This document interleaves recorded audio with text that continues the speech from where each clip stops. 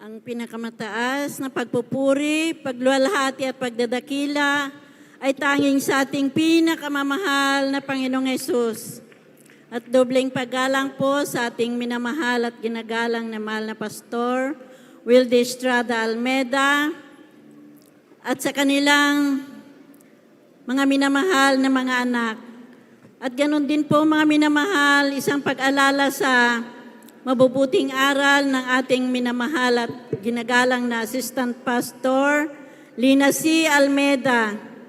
Bumabati rin po ako ng isang magandang hapon sa lahat ng ating mga beloved preachers, sa inyong lahat, mga minamahal na kapatiran at mga bisita. Nagpapasalamat po ako sa ating pinakamamahal na Panginoong Hesus dahil nakilala ko po siya year 1978. Bago ko po makilala ang ating pinakamamahal na Panginoong Hesus, marami po akong karamdaman. Meron po akong migraine, arthritis, sinusitis, eczema, back pain. Sa patuloy ko pong paglilingkod sa ating pinakamamahal na Panginoong Hesus, sa unang dalangin po ng ating mahal na pastor, lahat ng karamdaman ko'y pinagaling ng ating pinakamamahal, Panginoong Hesus. Nagpapasalamat po ako dahil nung una po mga minamahal, akala ko ang gawaing ito, kapag ka magaling ka na, pwede ka nang tumigil. Dahil noon po, nasa Novaliches pa ang gawain, mga minamahal, nariyan po kami sa Caloocan. Maaksaya sa pamasahe, kaya nung pinagaling na po ako ng mahal na Panginoong Hesus, huminto po ako mga minamahal, pero hindi nagtagal. Nangusap ang mahal na Panginoon na kailangan po pala tuloy-tuloy ang paglilingkod sa Kanya. Kaya maraming salamat po sa ating pinakamamahal na Panginoong Hesus dahil po lahat ng mga dalangin ko, ultimo sa pagpapalaki ng aking mga anak na lalaki na medyo mahirap, pero mga minamahal, talagang nandyan po ang katagunan ng ating pinakamamahal na Panginoong Hesus. Dahil nung araw po mga minamahal na nagbibinata ang aking mga anak, talagang nababarkada po sila. Pero maraming salamat po sa ating pinakamamahal na Panginoong Hesus dahil hindi sila nagaya sa kanilang mga barkada na nalulung sa bisyo. Maraming salamat po mahal na Panginoong Hesus.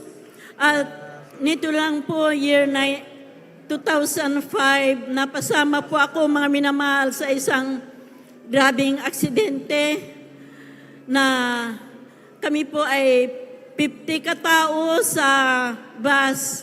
Ang nangyari po mga minamahal, sumabog po yung gulong ng bus. May nasalubong po kaming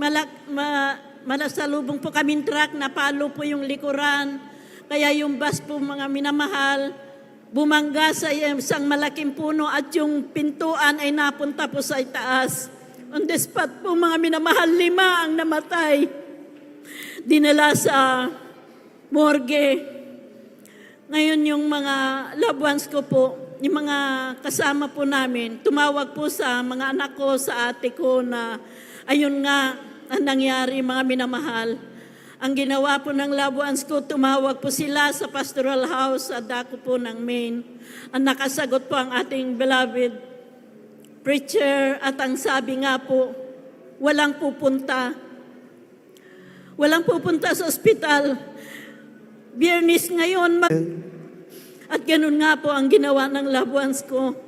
Nag-overnight po sila mga minamahal. Bali ang nagbantay na lang po sa akin yung mga kasama ko na aksidente rin, yung barangay captain namin. Sila po ang nagbantay sa akin habang wala yung mga anak ko. Ngayon po mga minamahal, araw ng Sabado, hindi pa rin po sila nagpunta. Araw ng Linggo, patuloy po silang dumalo sa banal na gawain. Alam niyo po mga minamahal, Linggo ng umaga sila nagplano pumunta sa ospital. Sa ikatlong araw na yan, mga minamahal.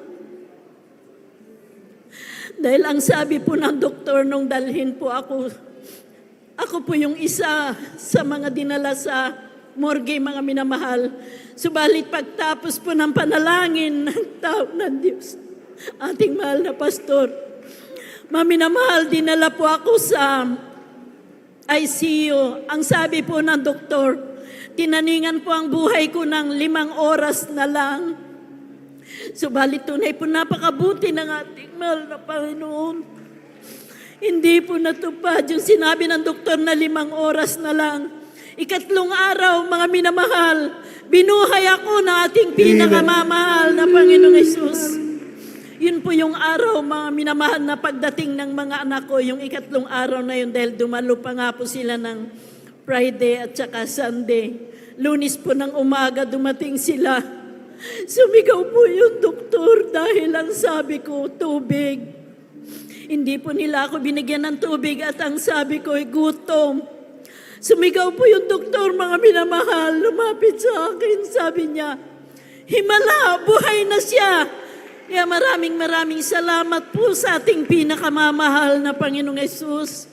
At ganoon din po, mga minamahal, dahil nabiyak po ang kanang noo ko, nahukay po ang kaliwang balikat ko, nabali ang kanang hita ko.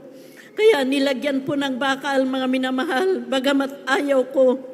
Subalit meron po akong anak na ayaw pumayag na hindi ako malagyan ng bakal, kaya pinalagyan po ng bakal. Pagkatapos po ako malagyan ng bakal, mga minamahal, pinauwi na po kami. Ngayon po, mga minamahal, dalo ako ng dalo. Noong nakakalakad na ako, kasi sabi ko, mahal na Panginoon, irigalo mo na po sa akin na makalakad ako sa birthday ko. Tunay po, mga minamahal, 1 buwan at kalahati, araw ng birthday ko, pinatayo ako na mahal na Panginoong Hesus. At ganoon din po, mga minamahal, hindi po ipinagbilin ng doktor na kailangan po pala yung bakal na inilagay sa aking hita, 2 taon lang, kailangan pong alisin na. Kung po, mga minamahal, kaya kong lumakad, dalo po ako ng dalo. Lakad po ako ng lakad hanggang sa umabot po ng 6 na taon yung bakal sa aking hita. Pagdating po ng 6 na taon na yan, nakaramdam po ako ng kirot, mga minamahal. Nagpa-check up po ako. Ang sabi po ng doktor, nanay, mabuti hindi ka inuod. Dapat 2 buwan lang, pinaalis mo na yung bakal na yan. Mga minamahal, sa madalit sabi nung inoperahan po ako para alisin yung bakal, yung laman po ng hita ko, mga minamahal, kulay itim. Durug-durug na siya. Kaya ang sabi po ng doktor, papalitan, in-x-ray po yung buto ko sa hips. Ang sabi, kailangan na din daw pong palitan dahil nalusaw na po. Maliit na lang po yung buto ko sa hips, mga minamahal. Kaya umikli po ang aking paa. Ngayon, nung sinabi po, mga minamahal, na kailangan din palitan, naganda pa lang po kami ng pera, mahigit 200. Umuwi po ako para pagalingin nga po yung hita ko na tinanggalan ng laman. Kinayod po lahat ang laman, mga minamahal. Tinaniman po na antibiotic. Pagkatapos po ng 2 buwan, ibinalik ko po, mga minamahal, upang alisin yung bakal. Yun nga po ang sabi ng doktor na, nanay, kailangan pong palitan yung buto mo sa hips dahil kung hindi po ito mapalitan, 2 buwan lang, uupo ka na sa wheelchair. Ngayon po, mga minamahal, nung nagpa-counsel po ako, ang sabi nila, bakit hindi ka na lang sa mahal ng Panginoon magpa-opera? Pagbalik ko po sa doktor, mga minamahal, sabi ko, Dok, ito na po yung pera. Babayaran ko po yung bakal na hinanda nyo, pero wag nyo na pong ilagay sa akin. Ngayon ang sabi po ng doktor, mga minamahal, nanay, ganito ang mangyayari kapag hindi pinalitan yung hips mo. Nag-drawing po tatlong beses po nag-drawing sa bond paper para po maintindihan ko daw na ganun ang mangyayari sa akin pag hindi po napalitan yung buto ng hips ko. Pero sabi ko, Dok, hindi na po. Huwag niyo nang ilagay sa akin yung bakal na yan. Ito na po yung bayad. Pagagalingin ako na mahal na Panginoong Hesus. Amen. Hallelujah. At ganun nga po, mga minamahal, hindi ko na ipinalagay yung bakal. Ang sabi niya, 2 buwan lang, uupo ka na sa wheelchair dahil lusaw na yung buto mo sa hips. Magmula po nung sinabi ng doktor, mga minamahal, na 2 buwan, uupo na ako sa wheelchair. Napakabuti ng mahal na Panginoon.